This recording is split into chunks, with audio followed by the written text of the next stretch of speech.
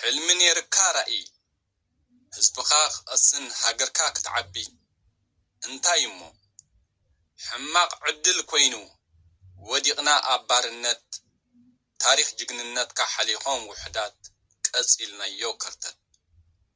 جن ازيوان كحلفيو انتاي دخا سجيركا أجد أمو كوينو انت تعنكفكا اللو تاريخ بهدي تورارساي كبدهيو أي تسكف تراي أنت بعرزين تاريخ لواه ود حزبي جغن النت كاي عمبب مبر أيك أهمن ولا انت بزحي وزبي برقز قوة تأليمكا حقب زي متن كنو علامة خاج أويام سسعات والكاويان دقيم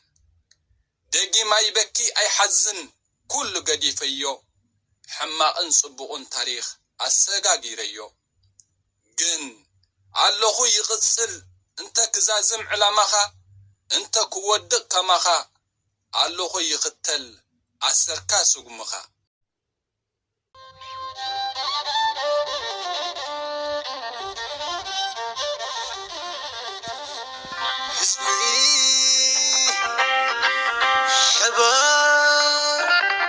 عاودنا متي على كبدك حقر لسان تايزر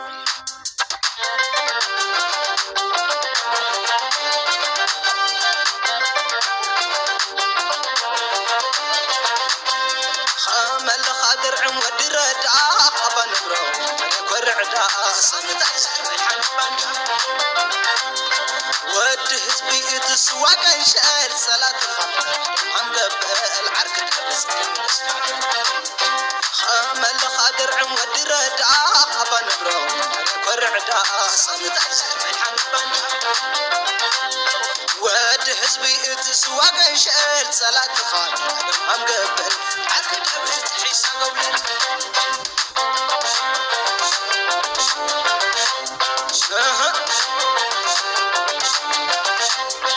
فولي حيلي سراوت تقرأي تويس خيوت الراي من رأي فوسمي خموس هنتايزر عشم خيوت محل سنايبر وقو حرقو عوتي درا أرعادا مش لنا هذا أيوة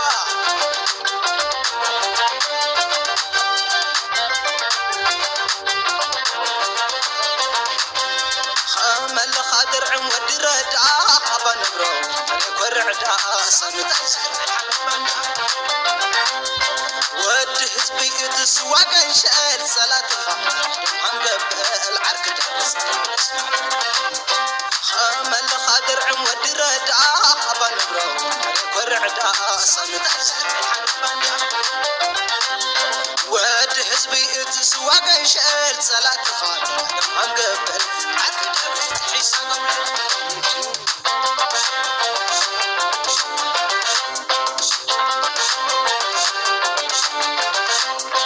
ود بيتي أتحنت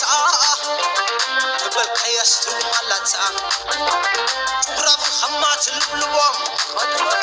كن كل خاطر متهم مقبئي خاطر بركوتا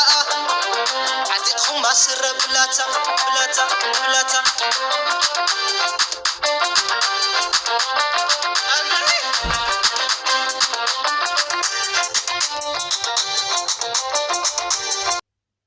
سلام نزابيدو زسمعكم دقيمة سلام قبل يفتو نتحسب زي تسلقكمو خان شرطبلكمو حي تسلقن بمغصال انتاي قبل يدلي قديمة خاني ابزي مسكال ኤርትራውያንን ተጋሩን አቢ ናይ መረብ ተራኺቦም ብሓደ ካብዕልዎ ርኤ ብጣዕሚ ተሓጒሰ እዚ በዓል ገለኳ ከምዚ ሕጂ ኣብ ህዝብና ኣብ ሃገር ገለ ክትሪኦ ከለኻ ኣይ በዓል ምዃኑ ተስተማቕሮ ወይ ዝርዳእካ እምበር ኣብ ስደት ከም ትኹልና ንፈልጦ ከም ሓቂ بحفشا ግን ኤርትራውያንን ተጋሩን ተራኺቦም ኣብርዋ መረብ ብሓደ ካብ ዕልዎ መስቀል ዝረኣኽዎ ቪድዮ ብጣዕሚ ተሓጒሰ ደስ ኢልኒ ዝረኣኽዎ ቪድዮ ነይሩ። ኣምላኺ በብዘለናዮ ሰላም ናብ ሃገርና ናብ ህዝብና ተጠራኒፍና ኤርትራውያንን ተጋሩን ኣብ ኤርትራና ናብ ትግራይናን ብሰላም ንኽነብር መጻኢ ግዜና መጻኢ ዕድልና የጸብቐልና ክብል ይደሊ። ብምቕጻል ከዓ እንታይ ክብል ይደሊ ዝሕጽር ዝበለት ግጥሚ ክንሰምዓ ጸኒሕና ድሕሮ ከኣነ እዛ ደርፊ ንጌታቸው ዝተደረፈትን ካልኦት መራሕቲ ከዓ ክንርኢ ጸኒሕና ማለት እዩ። ነናተን ትርጉም ኣለወን፣ ነናተን መልእኽቲ ከዓ ኣለወን። በቲ ንዓይ ዝርዳእኒ ነናተን መልእኽቲ ነናተን ትርጉም ስለ ዘለወን ይሃብ ሓደ ከምዚ ኣቢለ ከምፀአን ክኢለ ማለት እዩ። ሕጂ እንታይ እዩ እንታይ ኣብዚ ህዝብታት ጽምዶ 2025 ንብሎ ዘለና እንታይ እቲ ብፍሉይ ድማ ኣብዚ ናይ ኤርትራውያንን ተጋሩን እንታይ ኣነ እቲ ጽምዶ ኣነ እንደ ጀሚረ ኢለ ዝኣምን ምክንያቱ ስለምንታይ ኢኹም ዝብል ከኣነ ልክዕ ኣብቲ ግዜ ኩነታት ከሎ ዝተዛረብኩ ቪድዮታት ኣሎ። ብሓፈሻ ህዝቢ ኤርትራን ህዝቢ ትግራይን ታሪክ ክቕየር ክኽእል ኣለዎ። ብብዙሕ ዝራኸብ ህዝቢ እዩ። ብዶብ ይራኸብ፣ ብትውልድ ይራኸብ፣ ብታሪክ ይራኸብ፣ ብኩሉ ዝራኸብ ህዝቢ እዩ። ስለዚ ኤርትራውያን ምስ ካልኦት ህዝብታት ምስ ካልኦት ሃገራት ምስ ካልኦት ከባቢታት ዝምድና ወይ ጽምዶ ወይ ሰላም ክንገብር ንሕሮ ኮይና ቅድሚ ምስ ተጋሩ ክንገብር ኣይንኽእልን። ሎም ጥራይ ዘይኮነ ወላ ጽባሕ ማለት እዩ።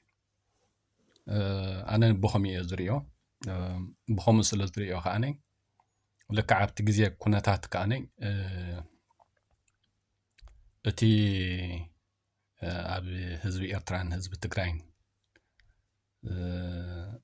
ዝነበረ ኩናት ወረ ኩናት ስኻ በቅዕ ከም ዘለዎ ካብ ነዊሕ ዝተዛረብክዎ ነይረ። ሕጂ ገለ ሰባት እንታይ ይብሉ ንሕና ኢና ንጽምዶ ንሰርሕ ነርና ገለ ዝብሉ ኣለዉ። ኣነ ሕጂ ንስኹም ንጽምዶ ኣይኮንኩምን ትሰርሑ ነርኩም ንፍሉይ ረብሓ ኢኹም ትሰርሑ ነርኩም እየ ዝብሎም። ምክንያቱ ጽምዶ ክትብል ከለኻ ወይ ሰላም ክትብል ከለኻ በቲ ነናትካ ተኸባቢርካ ናይ ሓባር ውሕስነት ናይ ሓባር ሰላም ናይ ሓባር ርክባት ናይ ሓባር ተኸባቢርካ ምንባርካ ተውሕሰሉ እዩ ሰላም ወይ ጽምዶ ዝበሃል እምበር ኤርትራውነትካ ክሒድካ ትግራውነት ተቐቢልካ ኣነ እየ ሰላም ሰርሓሉ ነይረ ኣነ እየ ጽምዶ ሰርሓሉ ነይረ ምባል ሓሶት እዩ። ሓሶት ምዃኑ ኣብዚ ሕጂ ግዜ ርኢናዮም እቶም ኤርትራውነቶም ክሒዶም ኣነ ትግራዋይ እየ ዝብሉ ዝነበሩ ኣብዚ ሕጂ ግዜ እንታይ ይብሉ ኣለዉ ኩልና ንስምዖም። ሕጂ ንስኹም ሓሶት ኢኹም እየ ዝብሎም ኣነ ወላቲ ኩነታት ገና ደው ከይበለ ከሎ እቲ ኩናት ደው ኢሉ ህዝቢ ኤርትራን ህዝቢ ትግራይን ናይ ሓባር ውሕስነቱ ዝረጋግጸሉ ብጽምዶን ብሰላምን ዝጽውዑ ዝነበርኩ ኣነ ኤርትራዊ መንነት ኣኽቢረ ኣነ ኤርትራዊ ኩሉ ክብርታት ህዝበይን ሃገረይን ኣኽቢረ እየ ምስ ህዝቢ ትግራይ ከኣነ ካብ ኩናት ወረ ኩናት ወፂና ናይ ሓባር ውሕስነት ከነረጋግጽ ከም ዘለና ዝገብር ነበርኩ ወይ ከማይ ከዓ ዝገብሩ ዝነበሩ عنايناتهم بحقي بصمدهم بسلامن أب ህዝቢ ኤርትራን ህዝቢ ትግራይን ነካይድ ዝነበርና ኢለ ዝኣምን ሕጂ ታይኡ እዚ ነገር እዚዩ ንብዙሕ ነገር ክትሪኦ ትኽእልኻ ሕጂ ገለ ንፅምዶ ንሕወሓትን ህግደፍን ዘገልግል እዮም ዝብሉ ኖ ስኻ ንመን ከገልግል ትፅምዶ ስኻ ከመይ ትሰርሓሉ ንኣብነት ሓደ ተቃዋማይ ህግደፍ ተኾንካ ሓደ ተቃዋማይ ሕወሓት እንድሕር ኮንካ እቲ ፅምዶ ወይ ርክብ ክልተ ህዝቢ ወይ ሰላም ክልተ ህዝቢ ከመይ ትሰርሓሉ ንስኻ ኣነ ብኸምኡ እየ ንፅምዶ ወይ ሰላም ህዝቢ ኤርትራን ህዝቢ ትግራይን ዝሪኦ ንህግደፍ ኣልየ ንጉጅለ እስያስ ጉሒፈ እቲ ሰላምን ቁኑዕ ሓቢርካ منبارن ህዝቢ ኤርትራን ህዝቢ ትግራይን ክቅፅል ኣለዎ ኣብቲ ሰላም ህዝቢ ኣብቲ ፅምዶ ክልተ ህዝቢ ኣብቲ ድሕነት ክልተ ህዝቢ ኮንካ ኤርትራዊ ኮንካ ንህግደፍ ብኸመይ ትጉሕፎ ይኣምን ኣነ ከም ሓደ ኤርትራዊ ማለት እዩ ኣብ ኩናት ህዝቢ ኤርትራን ህዝቢ ትግራይን ክመፅእ ዝኽእል ሰላም ኣሎ ኢለ ይኣምኒ ብወገን ኤርትራ ንህግደፍ ወይ ንእስያስን ጉጅሉን ከመይ ኢልካ ትጉሕፎም እሱ ከም ኤርትራውያን ንዕኡ ክንሰርሓሉ እንድሕር ኮይና ንዕኡ ክንሰርሓሉ እንድሕር ኮይና ሲ ፅምዶ ወይ ሰላም ህዝቢ ኤርትራን ህዝቢ ትግራይን ክህሉ የብሉን ወይ ገለመለ ኢልካ ካለ ምስ ምቕራብ ትንኩልና ኢለ ዝኣምን ኣነ ምክንያቱ እቲ ፅምዶ ህዝብታት ህዝቢ ኤርትራን ህዝቢ ትግራይን ዘውሕስ እንድሕር ኮይኑ ዝጠቅም እንድሕር ኮይኑ ንዕኡ ረብሓ ክልተ ህዝቢ ትሪኦ ኣብ ነናትካ ሽግር ዘለካ ከመይልካ ሽግራትካ ትፈትሕ ንፅምዶ ኣነ ብኸምኡ እየ ዝሪኦ ካብ መጀመርታ እቲ ኩነታት ደው ከይበለ ከሎ እውን ልክዕ ብኸምኡ ጠሚተ እየ ዝሰርሓሉን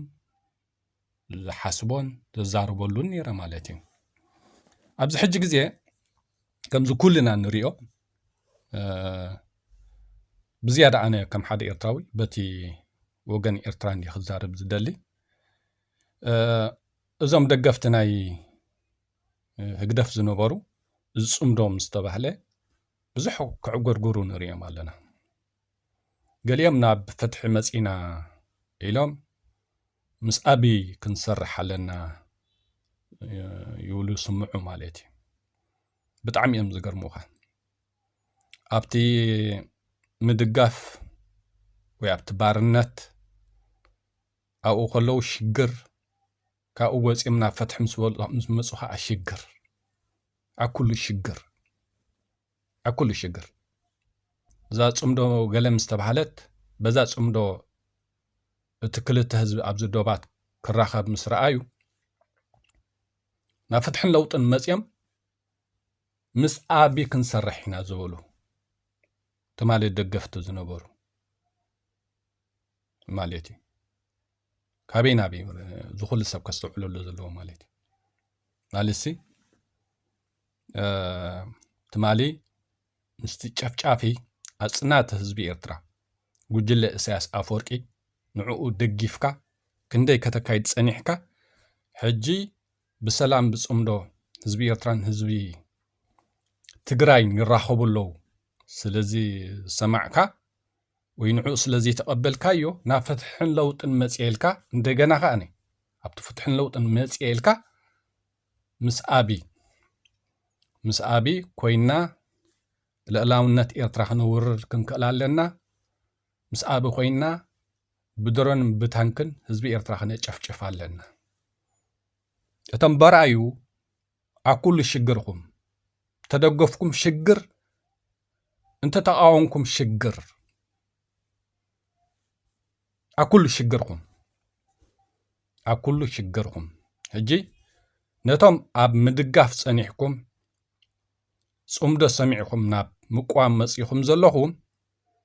وي أبتا إرتراونتكم صنيعكم نتفتحن لوطن بقبق سرحلو أب لعل هزبكم هاجركم زخون حدقا ناي قدام حيلتات እናታ خلاقلكم ወይ ምስ ናይ قدام حيلتات كايوغونكم مالتي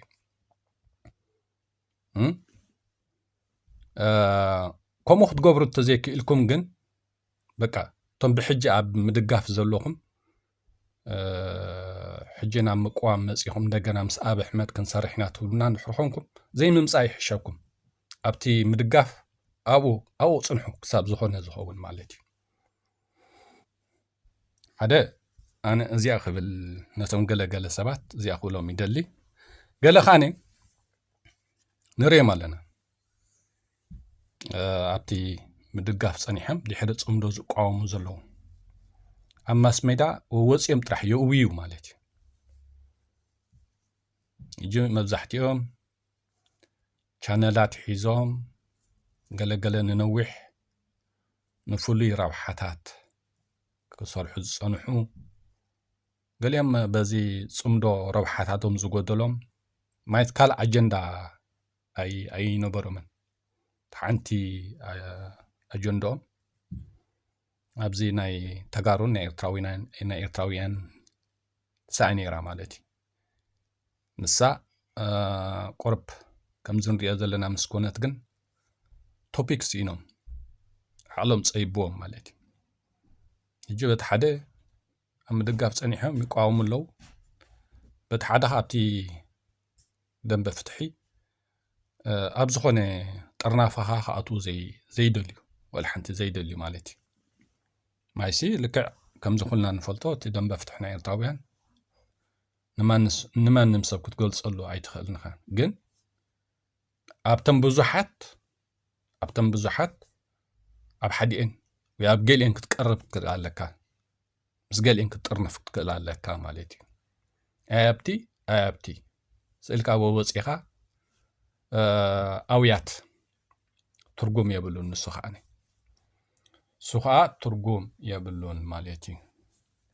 هجي اتقندي أنا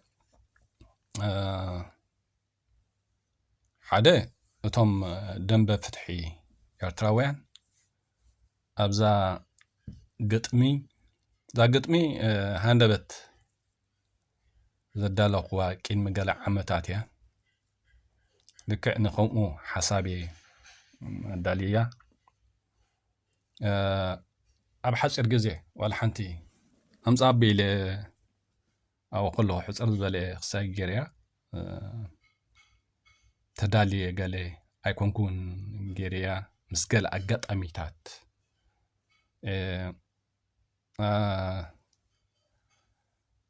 عدالية ولا حنتي دقيمة همانتات صحفتي ستايا قبر كوان ماليتي حجي تم دنب فتحي إرتراويان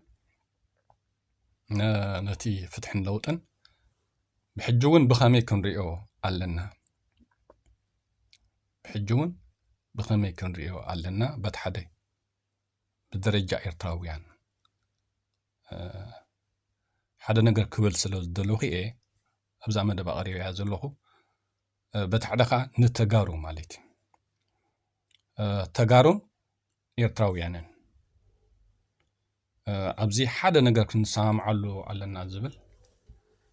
إرتراو خوينو مسي شواويان إنكل الزبل نحر خوينو تقروا يكون إرتراو كن صفع تراح يزلنا كأو وصاي زخونة تقرواي زخونة إرتراوي مسكالوت نحزي وجينو يقاوم يدقف تي إرتراوي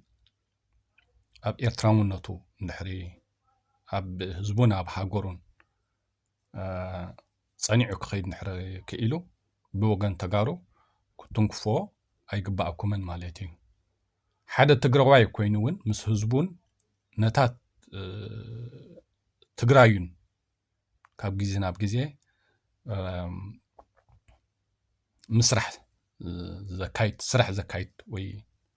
ኩሉ ቃልስታቱ ዘካይድ እንድሕር ኮይኑ ይደግፍ ይቃወም ብወገን ኤርትራዊ ክንትንክፎ የብልናን ኣነ ከምኡ እየ ዝኣምን ትግራዋይ ኮይኑ ከዲዑ ምስ ኣንጻር ህዝቢ ትግራይ እንድሕር ዝወገነ እንድሕር ኮይኑ ኤርትራውያንን ተጋሩን ከነዋርዶ ክንጸፍዖ ጽቡቕ እዩ ኤርትራዊ ኮይኑ ይቃወም ይደግፍ ምስ ካልኦት ናይ ግዳም ሓይልታት እንድሕር ወጊኑ ተጋሩን ኤርትራውያንን ክንጸፍዖ ከነዋርዶ ጽቡቕ እዩ ምስ ካልኦት እንድሕር ዘይወጊኑ ግን ይቃወም ይደግፍ ዝኾነ ኤርትራዊ ኣብታ ኤርትራውነቱ ጸኒዑ ዝኸይድ እንድሕር ኮይኑ ንናይ ግዳም ሓይልታት ኣብ ልዕላውነት ሃገሩ ዘይፍቅድ እንድሕር ኮይኑ ወራር ማለት እዩ ወራር ኣብ ልዕሊ ህዝቡ ዘይፍቅድ እንድሕር ኮይኑ ይቃወም ይደግፍ ዝኾነ ኤርትራዊ ብወገን ተጋሩ ክትንከፍ የብሉን ኢለ ዝኣምን ኣነ ማለት እዩ ሓደ ትግራዋይ ከዓነ ንሕወሓት ይቃወሞ ይደግፎ ብዘየገድስ ግን ምስ ናይ ግዳም ሓይለታት ካይወገነ ኣብ ጎድኑ ህዝቡ ኮይኑ ይቃወም ይደግፍ ዝኸይድ ንሕር ኮይኑ ከዓኒ ብወገን ኤርትራውያን ክንትንክፎ የብልናን ኣብ ኤርትራውያንን ተጋሩን ሓደ እዚ ክኸውን ኣለዎ ኢለ ዝኣምን ካልኣይ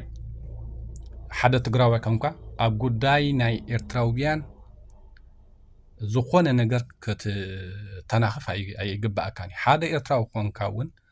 ኣብ ጉዳይ ተጋሩ ዝኾነ ነገር ክንገብር ኣይግባእናን ኣይፍቀደናን ኣነ ንኣብነት ኣብ ፍትሕን ለውጥን ትንሳኤ ዓወት ንሓፋሽ ደቀባሽ ሻዕብያ ይብል ማለት እዩ ኤርትራ ተሓፂባ ብደቀባት ክትምራሕ ኣለዋ ኢለ ዝኣምን ኣነ ዝኸዶ ፍትሕን ለውጥን ኤርትራ ተሓፂባ ክትፀርህ ትክእል ኣለዋ ኤርትራ ብደቀባት ክትመሓደር ኣለዋ ኢለ ዝኣምን ትግራይ እውን ተሓፂባ ክትፀርህ ትክእል ኣለዋ ትግራይ ጽባሕ እውን ሃገር ምስ ኮነት ብደቀባት ተጋሩ ክትመሓደር ኣለዋ ንጹር ኤርትራውያንን ተጋሩን ኣብዚ ጉዳይ ንጹር ሓሳብ ክንሕዝ ንክእል ኣለና እቲ ንጹር ሓሳብ ንቕጻሊ ውሕስነት ኩሉና እዩ ዓወት ኩሉና እዩ ድሕነት ኩሉና እዩ ህዝቢ ኤርትራን ህዝቢ ትግራይን ተኸባቢሩ ናይ ሓባር ውሕስነቱ ከድሕን ኣለዎ ብቁጠባ ብኩሉ ነገር ሓያል ርክብ ሓያል ዝምድና ሓያል ናይ ሓባር ስራሕ ኩልዎ ክእል ኣለዎ ዳኣ እምበር ሓደ ትግራዋይ ካብ ትግራይ ዝውለድ ስልጣን ሒዙ ንህዝቢ ኤርትራ ክጨፍጭፍ ንህዝቢ ኤርትራ ከዋርድ ብህዝቢ ኤርትራ ክፃወት ኣይነፍቅድን ባህላ ኣነ ኣይነፍቅድን ብሕጂ ኤርትራ ተሓፂባ ክትፀርህ ትክእል ኣለዋ ኤርትራ ብደቀባት ክትመሓደር ኣለዋ ሓደ ካብ ኤርትራ ዝውለድ ኣብ ትግራይ ስልጣን ሒዙ ንህዝቢ ትግራይ ክጨፍጭፍ ከዋርድ ብህዝቢ ትግራይ ክፃወቱን የብሉን ካብ ኤርትራ ኸይድካ ነጢርካ ብህዝቢ ትግራይ ፀወታ ኩሉ የብሉን ካብ ትግራይ መፂኻ ስልጣን ጨዊኻ ስልጣን ሒዝካ ፀወታ ብህዝቢ ኤርትራዊ ኩሉ የብሉን ነዚ ነገር ብኸምዚ ክንከዶ ኣለና እቲ ዝምድና ወይ ጽምዶ ንበሎ ወይ ሰላም ንበሎ እዚ ናይ ኤርትራውያንን ተጋሩ ግን ክቕፅል ክኽእል ኣለዎ ናይ ሕወሓት ኣይኮነ ናይ ህደፍ ኣይኮነ በቃ ናይ ክልቲኡ ህዝቢ ትማሊ ክነብር ዝግብኦ ሎሚ ክህሉ ዝግብኦ ጽባሕ ክህሉን ክቕጽልን ዝግብኦ ነዚ ነገር እዚ ፈላሊኻ ምርኣይ ኣገዳሲ እዩ ንህግደፍ ይቃወሞ ኣለኹ ኢልካ ርክብ ክልተ ህዝቢ ኤርትራን ህዝቢ ትግራይን ክትጻባእ የብልካን ንሕወሓት ይቃወም ኣለኹ ኢልካ ርክብ ህዝቢ ኤርትራን ህዝቢ ትግራይን ክትጻባእ የብልካን ስኻ በብዝመስለካ ንህግደፍን ሕወሓትን ኣብ ውሽጢ ህዝብኻ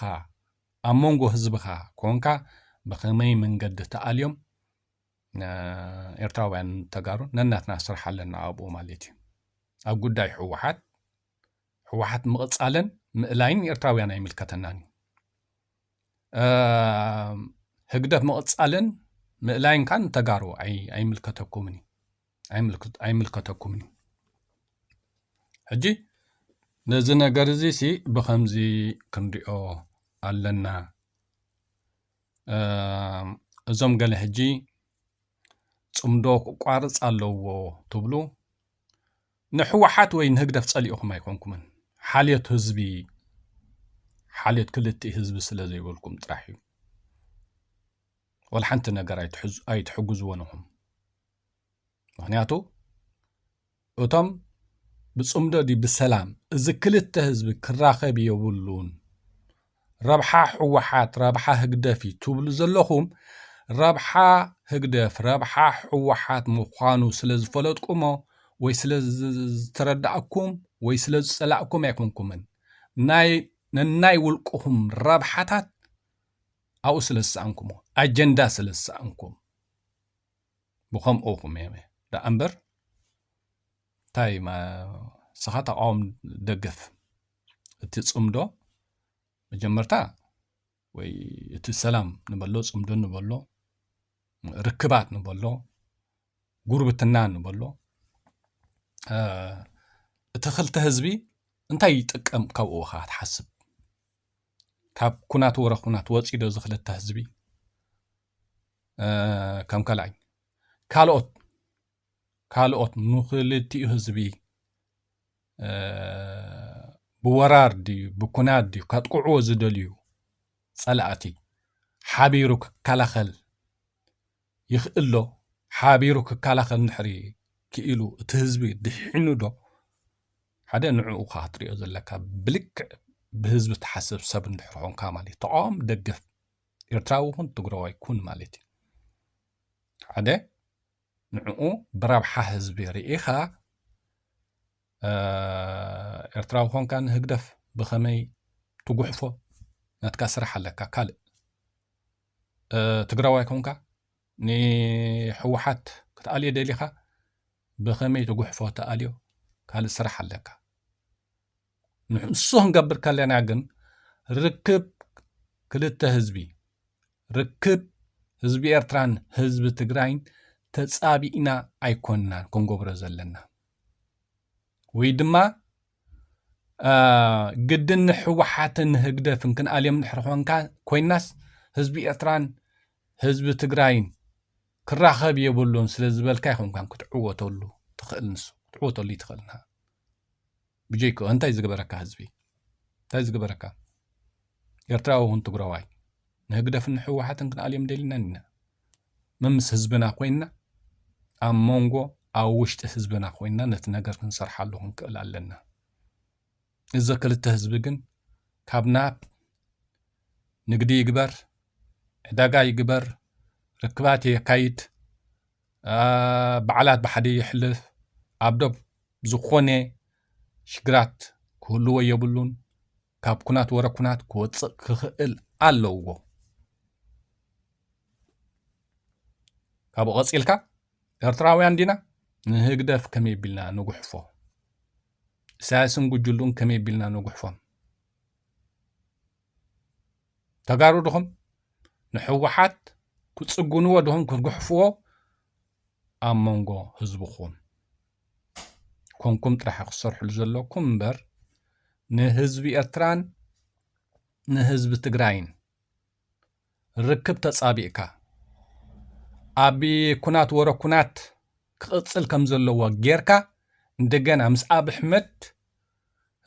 ክትውግን ከዓነይ እዚ ቀጥፋት እዩ እዚ ምድነጋር እዚ ክቅጽል የብሉን ስለዚ ኣነ ከም ደላይ ፍትሒ ልክዕ ኣብ ፍትሕን ለውጥን ንነዊሕ ዓመታት ከዓ ትንሳዕ ዓወት ንሓፋሽ ደቀባ ሻዕብያ እናበልኩ ዝኸይ ዘለኹ ርክብ ህዝቢ ኤርትራን ህዝቢ ትግራይ ብዝበለጸ ክቅጽል ክኽእል ኣለዎ ኢሳያስን ጉጅሉን ብኸመይ ክጓሓፍሎም ጥራሕ ዝሓስብ ኣነ ታለኒ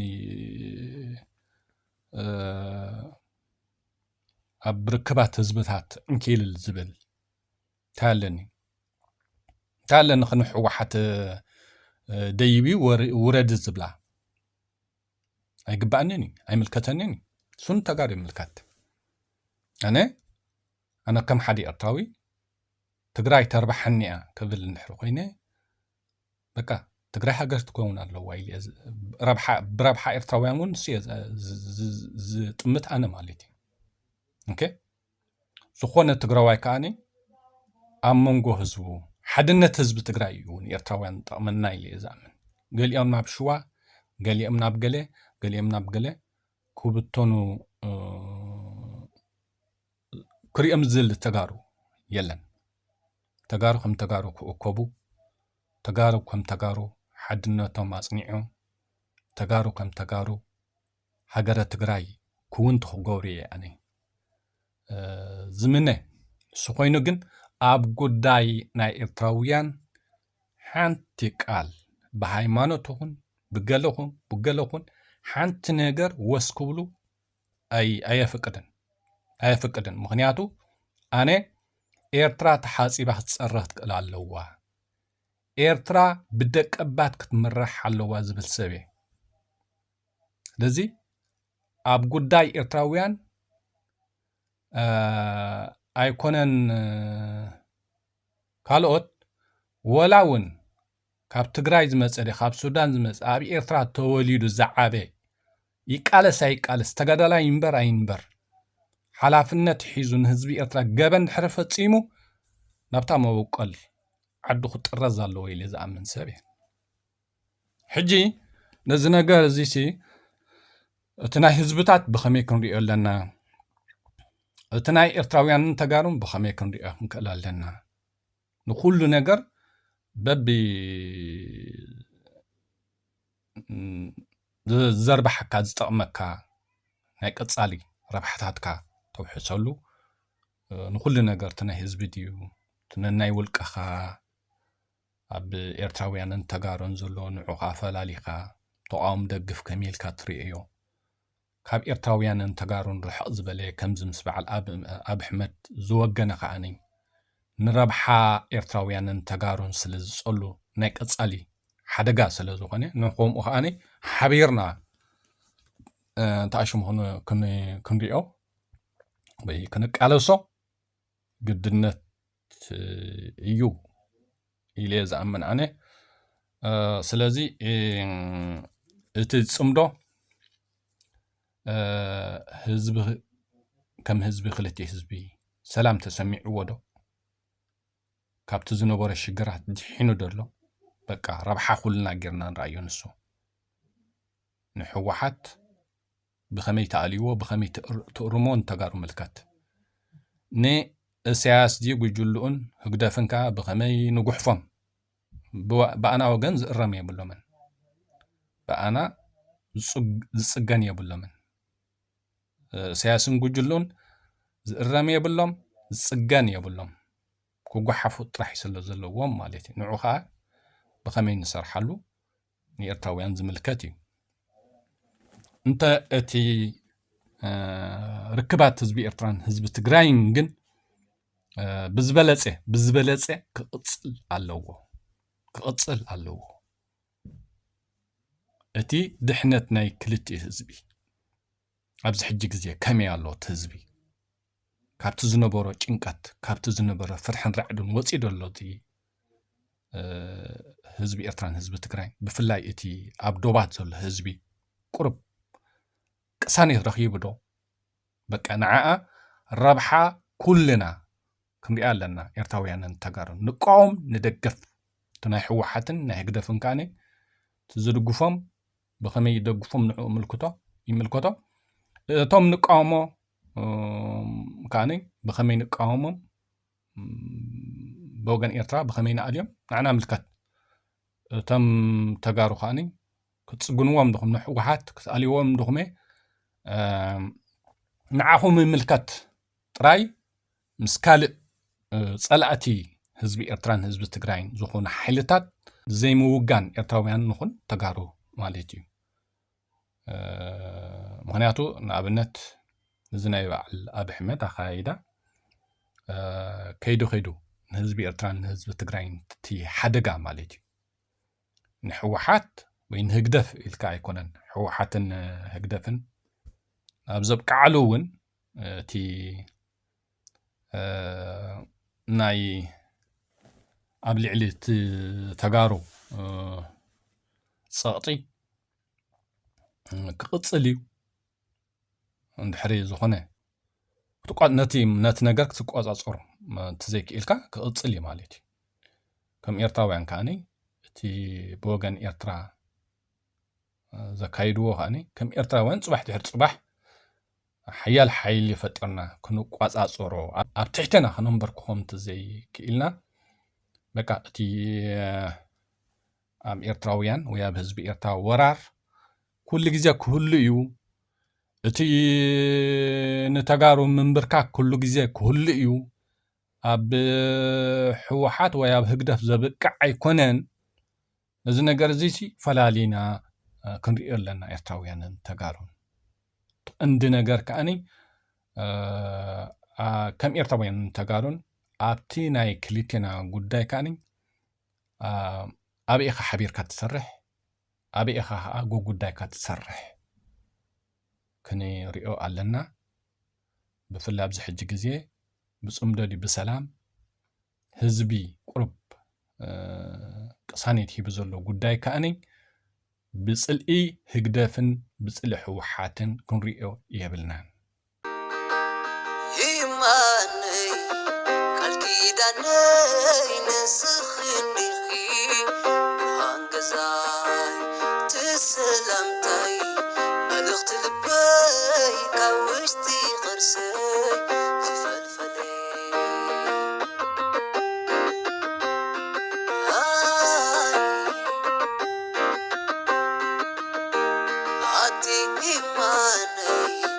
kalkidanay nasakhindiqi birhan gazaa